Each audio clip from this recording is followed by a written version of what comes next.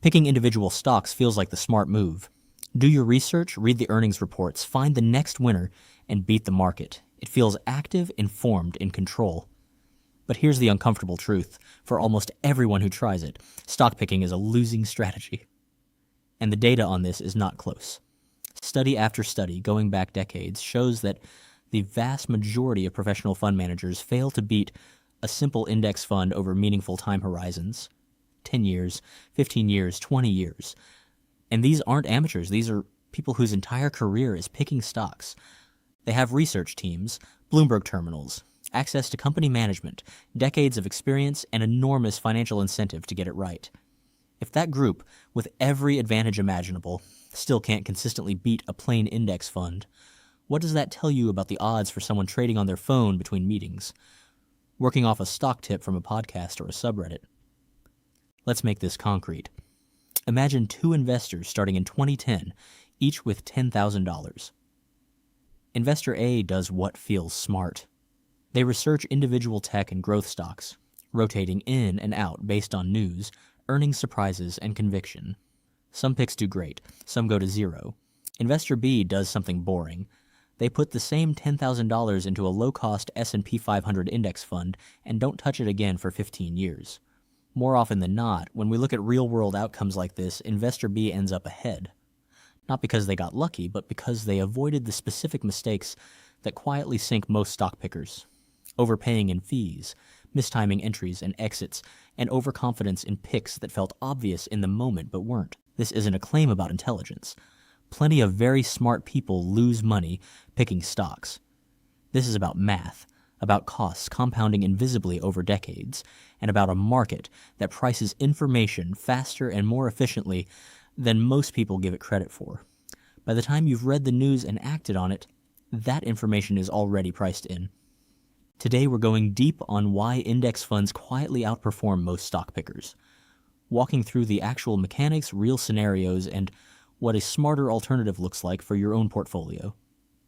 Let's start with fees, because this is the part most people underestimate. An index fund doesn't try to beat the market. It owns the entire market at a fraction of the cost of active management. Consider two portfolios, both starting at $100,000 and growing at an average 7% annually over 30 years. One has a 0.1% fee, typical of a broad index fund. The other has a 2% fee, common for actively managed mutual funds sold through banks. That 1.9% difference sounds small. Over 30 years, it can cost you upwards of $400,000 in lost compounding.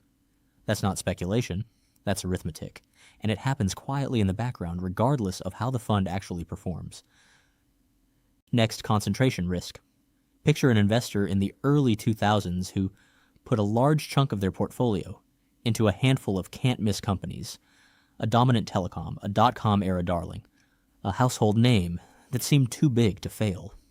Some of those companies lost 80, 90, even 100% of their value. A single bad concentration decision can wipe out years, sometimes decades, of gains.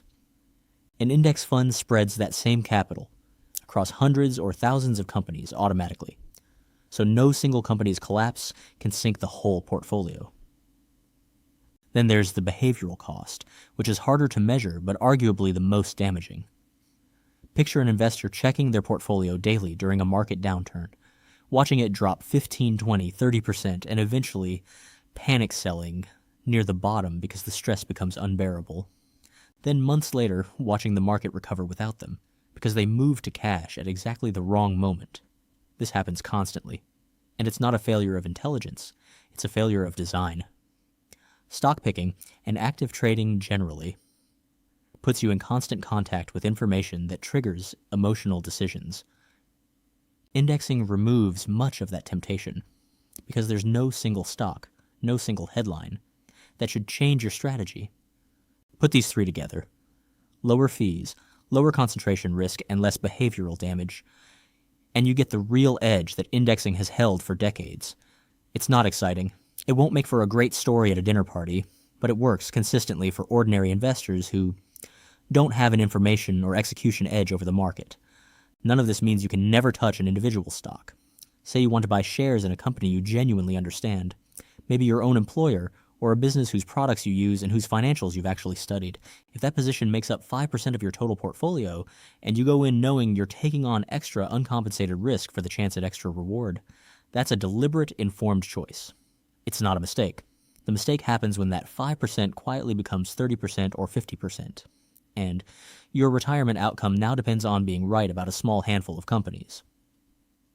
Let's run through two hypothetical Canadians, both 30 years old, both investing $500 a month. Investor A puts everything into 3 stocks. They're highly convinced will outperform, maybe a bank stock, a tech company, and a resource company. Investor B builds a simple, globally diversified index portfolio, something like a couch potato-style mix of Canadian, US, and international index funds, and contributes the same $500 every month, ignoring the headlines, ignoring the daily noise. 20 or 30 years later, Investor B's outcome is far more predictable. It might not be the highest possible return either of them could have achieved. Investor A's picks might have gotten lucky, but Investor B has a dramatically lower chance of a catastrophic, portfolio-derailing outcome. And when we're talking about retirement money, avoiding catastrophic outcomes matters more than chasing the best possible one. So here's the practical takeaway. If you want to scratch the stock-picking itch, open a small, separate account with money you can genuinely afford to lose without affecting your retirement timeline or your financial goals. Treat it like a hobby, not a strategy.